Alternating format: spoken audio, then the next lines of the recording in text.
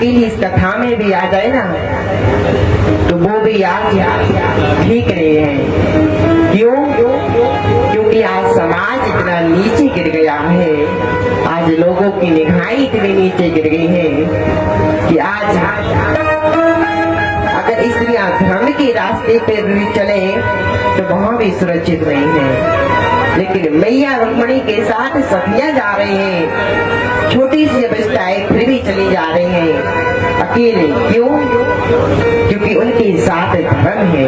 और महाराज जिसके साथ धर्म होता है ना उसको कोई भी कुछ बिगाड़ नहीं सकता। मैया सीता के साथ धर्म था तो महाराज लंका में भी रावण को खसक से डांट देते थे कि रावण तू मुझे अकेले में हर कर लाया है, यदि साथ में यदि सब लोगों के बीच में हर कर लाता न तो तुम मुझे ला पाते तो मैं यहाँ आ पाती। बिल्कुल कोई भय नहीं है लंका में। क्यों? क्योंकि धर्म है। जब हमारे साथ धर्म होता है ना कार्य तो फिर हमें किसी का भय नहीं होता। यदि हम गलत होंगे, यदि हमने कुछ गलत कार्य किए होंगे तो हमें भय ही मार देता है। आज महाराज कुछ लोग भारत संस्कृति को छोड़कर, सनातन संस्कृति को छोड़कर विदेश की परंपरा अपना रहे हैं। महाराज पहनावा इतना नीचे गिर गया, महाराज बाणी इतनी नीचे गिर गई, पहनावा इतना नीचे गिर गया कि आज कुछ बहनें, कुछ माताएं ऐसे कपड़े पहन रही हैं महाराज जो खुद सुरक्षित नहीं है। आज धर्म को छोड़ रही है, कथा को छोड़ रही है तो फिर आज सुरक्षित नहीं है। कथा सिखाती है हमें कैसे रहना चाहिए, कैसे बोलना चाहिए। यदि आपके साथ धर्म है और आप अकेले भी जा रहे हैं तो भी आप सुरक्षित हैं। यदि आपके साथ धर्म नहीं है और हजारों लोग भी आपके साथ लग जाए महाराज तो भी कुछ होने वाला नहीं है। इसलिए तो कहते हैं कि बहन बेटियों को कथा सुनवाओ, बताओ कैसा पहनावा होना चाहिए। अरे हम सनातन धर्म के हैं, हमारे देश का नाम विश्वगुरु रहा है। हमारे पहनावे को देखकर, हमारी संस्कृति को देखकर लोग इस देश का नाम विश्वगुरु रखा है। लेकिन आज महाराज पहनावा ही गजब ढा रहा है, आज बाड़ी गजब ढा रहे हैं। तो आज माँ को सिखाना चाहिए बेटियों को कि कैसे बैठना चाहिए, कैसे उठना चाहिए, कैसे पहनना चाहिए। आज महाराज सभी लोगों, कुछ लोग महाराज अपने चरित्र को गवाते जा रहे हैं। चरित्र उनके लिए कुछ मायने नहीं रखता। यदि रामचरितमानस पढ़ी होती तो पता चलता कि पूजा राम की नहीं होती है। अरे पूजा राम की नहीं होती है, पूजा तो राम के चरित्र की होती है। चरित्र होता क्या है जब रामचरितमानस पढ़ते तब पता चलता। लेकिन आज महाराज कथा नहीं सुनते तो महाराज चरित्र की कोई भी वैल्यू नहीं है, चरित्र को कुछ मानते नहीं है। महाराज व्यक्ति की सुंदरता तो चरित्र से ढलती है। जितना बढ़िया आपका चरित्र हो जा उतनी बढ़िया आपकी पूजा होगी। आज छोटे छोटे बच्चे महाराज स्कूलों में जाकर पढ़ाई के नाम पर, कुछ बच्चों की बात कर रहे हैं, सभी के नहीं, कुछ बच्चे पढ़ाई के नाम पर स्कूलों में अपने चरित्र को गंवाने में लगे हैं। क्यों? क्योंकि कथा नहीं सुनते। यदि कथा सुनते तो महाराज महाराज चरित्र की महत्ता पता चलती कि चरित्र होता क्या है। आज चरित्र छोटे छोटे बच्चों का गिर गया। पढ़ाई खूब करो लेकिन कथा भी सुनो।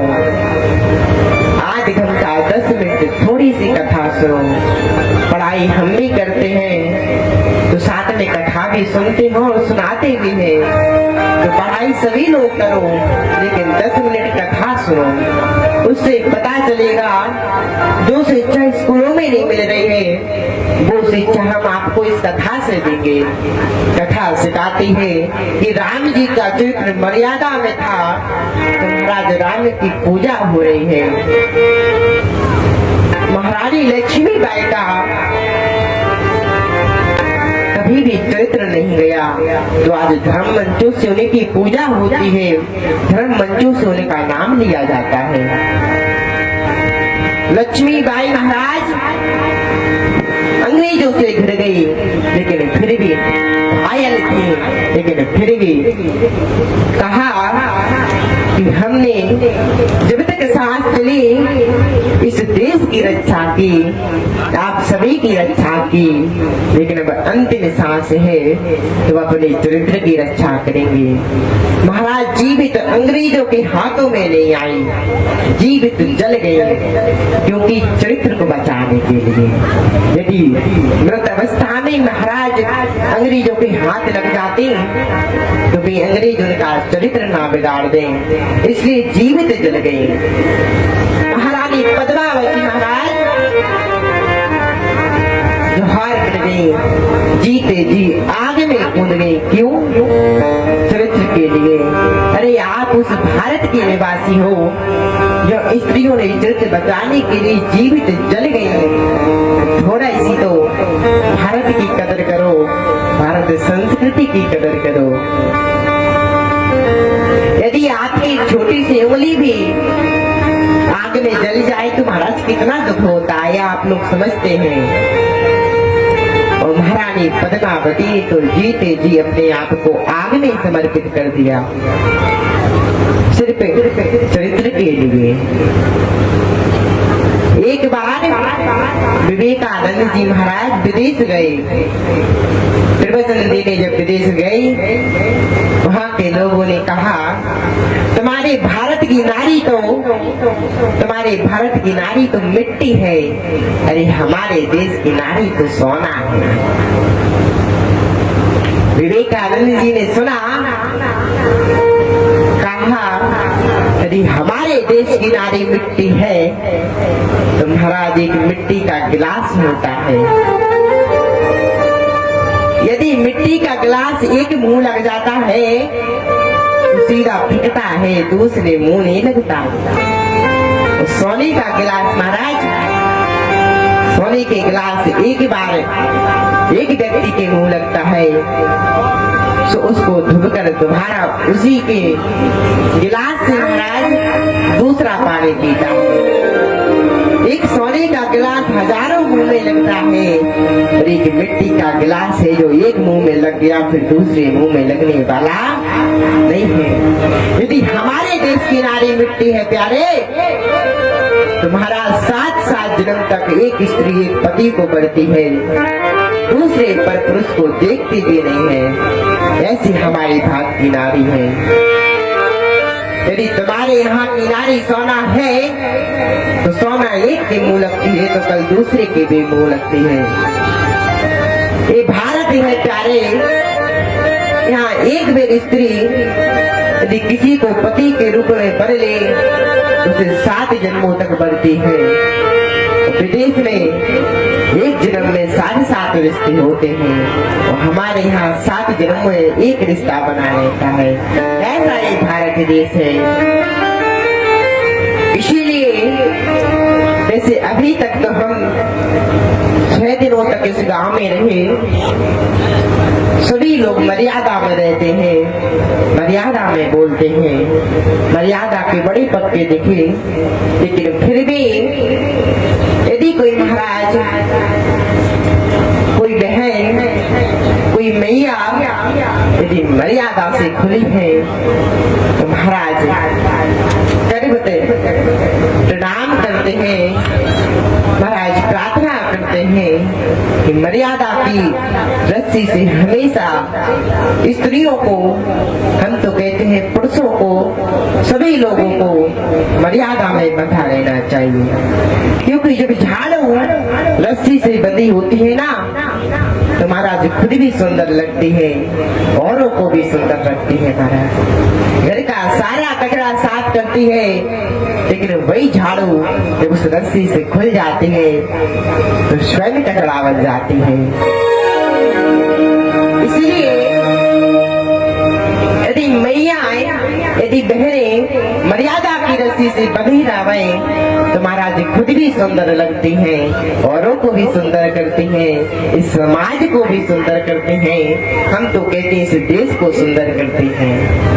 लेकिन वही स्त्रियां, वही मैयाएं जब उस मर्यादा की रस्सी से छूट जाती हैं प्यारे, तो खुद भी कचरे के समान हो जाती हैं और इस समाज को भी गंदा करती हैं। इसीलिए सभी को चाहिए कि मर्यादा की रस्सी में बंधी रहे, धर्म पर चलती रहे। यदि आप धर्म पर चलोगी तो महाराज हजारों भाइयों की कलाई आपकी आगे होगी। जब आप ही मर्यादा से हट जाएंगे, जब आप ही धर्म से हट जाएंगे तो हजारों रावण आपके बगल में दिखेंगे।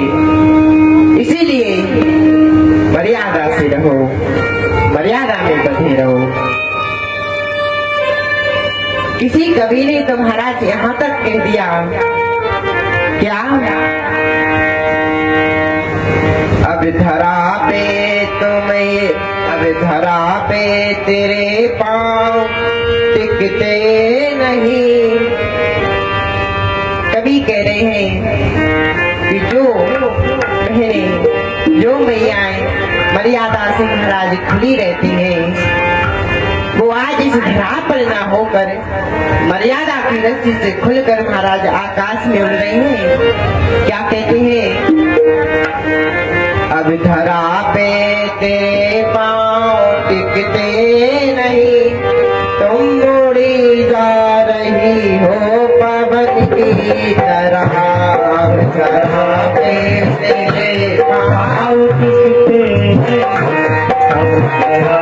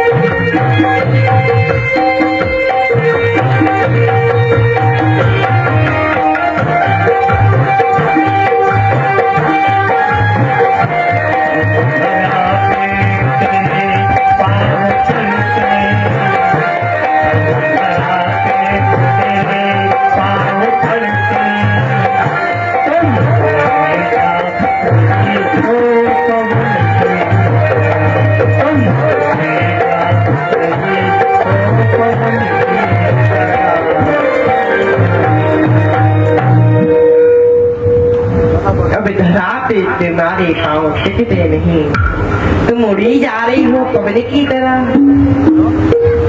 अरे मर्यादा में रहोगी तो भाई की कमी तो खलेगी नहीं, पहले बनना तो सीखो बहन की तरह, पहले चलना तो सीखो बहन की तरह। अरे पहले बने तो जाओ बहन, मर्यादा में रहोगी तो हजारों भाइयों की कलाई आगे रहेगी महाराज।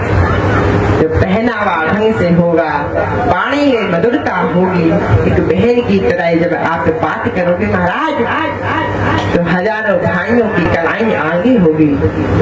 इसीलिए कहते हैं कि हमेशा कथा यही सिखाती है कि मर्यादा में बच के रहो।